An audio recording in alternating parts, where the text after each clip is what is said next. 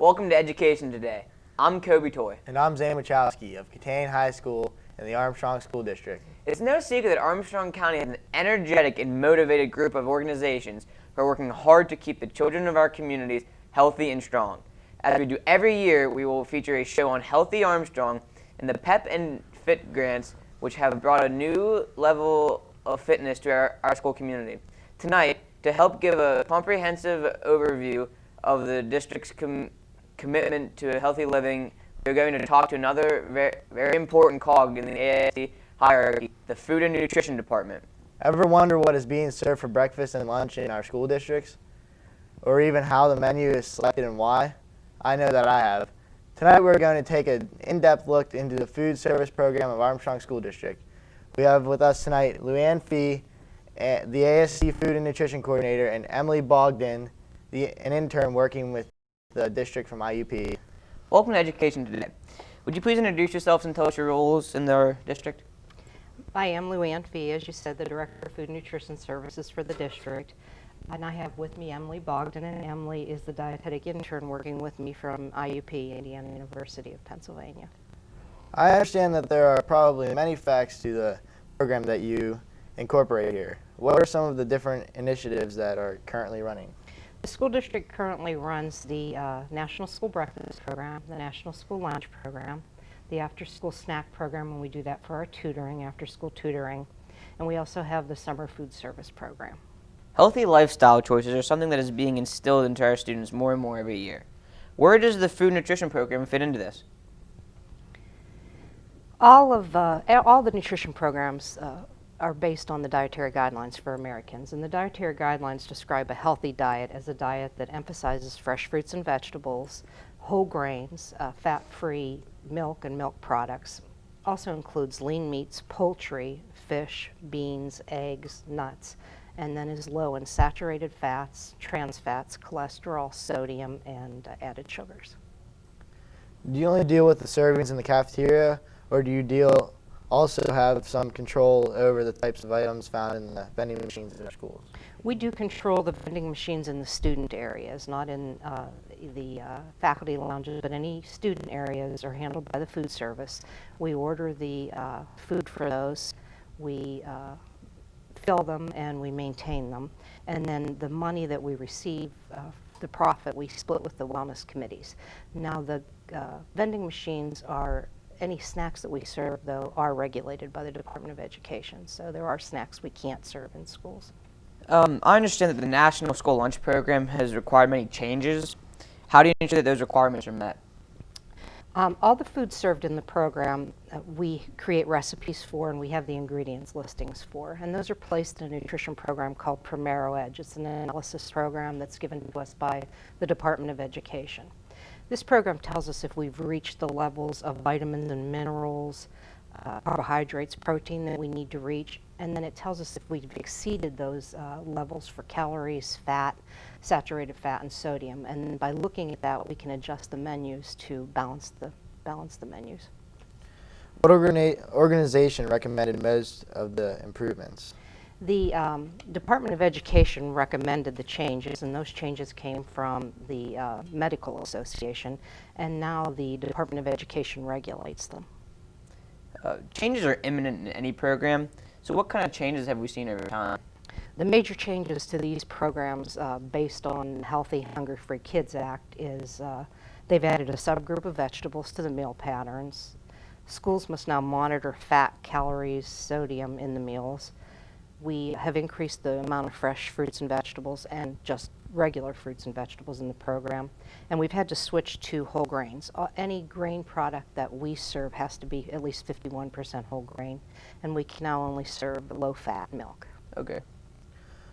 What specifically has changed in the Armstrong School District? Well, we've made a lot of changes over the years before the guidelines even came out, and some of those are we removed the fryers from the buildings. We've eliminated candy and soda sales. We've increased the fish, chicken, and turkey choices on the menu. We've switched to all turkey and turkey lunch meat and sausages. We've added TVP to the beef dishes, and that's a texturized vegetable protein like soybean, so that increases the protein and reduces the fat in those products. We've added more fresh fruits and vegetables, at least 3 daily we offer. We offer side salads of vegetable choice and yogurt fruit plates now as an entree. We offer daily salads as an entree, one at the elementary, which is the ever popular crispy chicken salad, and at the secondary we offer that in addition to a salad that changes daily. And that might be something like chicken quesadilla salad or a taco salad. We've reduced the types of desserts on the menu. We've switched to whole grain products as we talked about previously. We've added a soup to the high school menu, and that's a soup that we mostly create from scratch. Skim milk. What are the new calorie recommendations that are based on age and grade? The breakfast for the elementary is 350 to 500. The secondary is 400 to 600. Lunch, the elementary is 550 to 650, and for secondary it's 750 to 850. What I often hear is that I didn't get enough to eat for lunch, but 850 calories is a lot for a lunch. If you take everything that you can when you're going through the lunch line, and that might be a sandwich, a soup, maybe even 2 vegetables, 2 fruits, and a milk, that's a lot to eat. It's the kids that aren't filling up are usually the students that aren't taking everything that they could take. Vegetables in school lunch are a very controversial topic. Do the new standards require that certain types of vegetables be served throughout the week? Yes, they've created that new subcategory of vegetables, and we have to serve a dark green vegetable weekly, and that's like broccoli or spinach. A red-orange vegetable, carrots, tomatoes would be an example of that. Legumes, and that's a pea or bean, and so you've seen things on the menu like lima beans and black beans and garbanzo beans. That hasn't been too popular of an item, so we've tried to do things like offer hummus and refried beans. Those go a little better. And then we also have to offer a starchy vegetable. At the elementary level, we have to offer 3/4 cup of vegetable a day, and at the secondary, a cup of vegetable a day. The new guidelines also require that students take a half fruit choice at breakfast. That was new last year, and that they take a half a cup of fruit or vegetable at the lunch time. All right, thank you very much. We're going to take a short break, and we'll be right back with Armstrong School District's Education Today. Stick around. I'm Indiana County Sheriff Bob Fyhock. We are all proud of Indiana County, but we must be worried about the negative growth of drugs and alcohol abuse. It is the responsibility of all of us, parents, teachers, and community leaders, to provide the best possible education to our youth in the prevention of drug and alcohol abuse. The law is a deterrent, but education is still our best protection. Help keep Indiana safe and drug-free. For more information on how to talk to your kids about drugs and alcohol, go to the abovetheinfluence.com, brought to you by the Armstrong, Indiana Drug-Free Communities Coalition.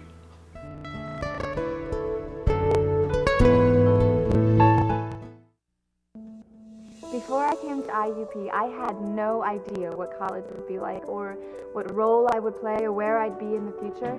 But when I came to IUP, everything changed. I met people who really made me feel like I belonged. I had great classes at a great nationally ranked university.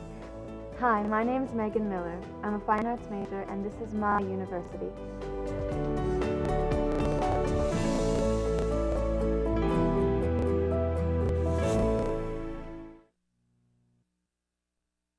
Hi, I'm Jen McCroskey. I'm a prevention specialist with the Armstrong Indiana Clarion Drug and Alcohol Commission.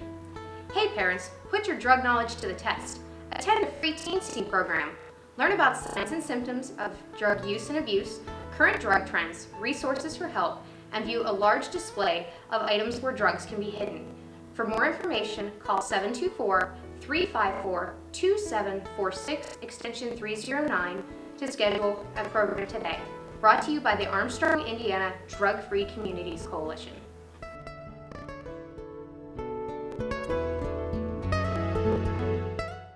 We're back with Armstrong School District's Education Today. We're talking about Armstrong School District's Food and Nutrition Program with Luann Fee and Emily Bogdan. We're going to dive into another aspect of the program here in a minute, but we want to ask just a few follow-up questions here. With all the new changes, what efforts are you making to ensure that the school lunches remain appealing but also meet the new standards? We're continually trying to find new recipes and products that fit the new guidelines. Luckily, with the new standards, it's become easier to find healthy products because the manufacturers have been forced to produce new products or lose the business. I'm sure you've noticed that in the fast food restaurants, they're even offering much more fresh fruits and vegetables on their menus. Recently, I just met with the student council at Katanning High School, and they were telling me that the whole grain pasta is not good, as it had been in the past, the spaghetti and the macaroni and cheese. So they're saying it's mushy, and that's a USDA whole grain, 100% whole grain. So we're going to look at some of the other whole grain pastas that we might incorporate that'll hold up better on the line, not be so mushy. So I think working with the students and talking to them will be the biggest challenge, and as I've said to them, it's a work in progress, and we'll continue to do what we can to improve. Can you describe the Healthy Hunger Free Kids Act and what its implications? Improving child nutrition is the focal point of that act. It was the Hunger Free Kids Act is the act of 2010, and the legislation authorizes funding and sets policy for USDA's core nutrition programs. And the core child nutrition programs are, of course, the school programs and then the WIC program. All these changes that we've been talking about stem from this act, and in addition to the child nutrition program, it also sets guidelines for snacks sold in schools, and those snacks are called Smart Snack Guidelines.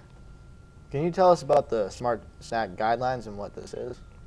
These guidelines apply to all food and beverages sold in schools.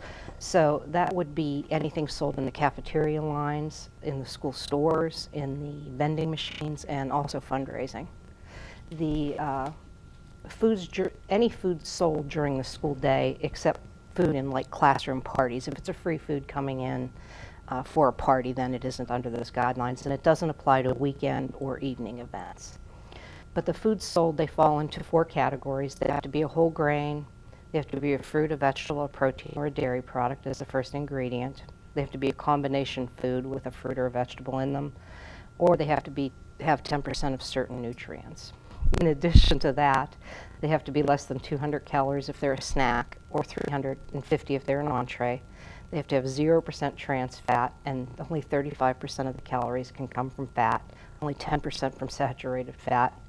Sugar can be no more than 35% of the weight, and sodium has to be under 230 milligrams for a snack and 480 for an entree. So you can see how much we have to look at before we can actually sell a snack. And beverages have their own guidelines. We can only sell in the elementary and middle schools water, non-fat and low-fat milk, and 100% fruit and vegetable juice. Now at the high school levels, we can sell a few more items. We can sell diet beverages up to 20 ounces if they have less than 10 calories. We can sell a low-calorie beverage up to 12 ounces if it has under 40 calories.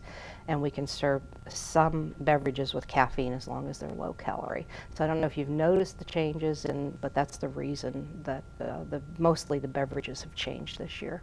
I see. Now, I'm sure there's a lot that goes into holding a position as your own and even an internship. So let's focus on that for a minute. And what is a dietetic internship? Well, I'll just start, and then Emily can fill you in more. But at the Armstrong School District, we get 3 interns a year, and we have them for 9 weeks. And they work with me, on anything from writing menus and analyzing menus to actually going into the nutrition classes and talking to students. They're a huge help to me. I appreciate all that they do, and I'm very happy to have them. And I have them for about 9 weeks. And I'll let Emily tell you a little bit more and give you some details about the program. Emily, why did you choose to become a registered dietitian? Well, growing up in high school and college, I played sports, so I was always kind of conscious of what I was eating and paying attention to things like that, and I noticed how much of a difference it does make to, eat healthy, but I never really thought about it as a career path until I was kind of in the middle of my sophomore year of college, and then I decided to change my major to nutrition and study that so I could learn more about food, and I like talking to people about food, I like cooking, so those were kind of my deciding factors. What kind of requirements do you have to meet to go into a career like that? Well, you have to have a 4-year degree in nutrition from an accredited college. So some schools might have some sort of nutrition program, but it has to meet certain guidelines for it to qualify. IUP is one of them. That's where I did my undergrad. And then after you finish your undergrad, you have to apply for a dietetic internship. And that process is kind of lengthy. And they're really competitive. Only about 50% of people get into one that apply. So it's pretty challenging. You have to study really hard in college and have good grades and do things like that. But then if you get accepted into an internship, it's actually 1,200 hours of supervised practice, they call it, and it's split up into different rotations. So what I'm doing with Luann is my management rotation. So I'm doing it for a food service director. Some other people in my class are doing theirs in like a hospital setting, but they're all kind of food service oriented. And then after management, you do a clinical rotation. So you'll be working with dietitians in hospitals. And then another one is what they call interventions. You'll be doing education and counseling and things along those lines. And then after you do all that, then you can take the test to be a registered dietitian.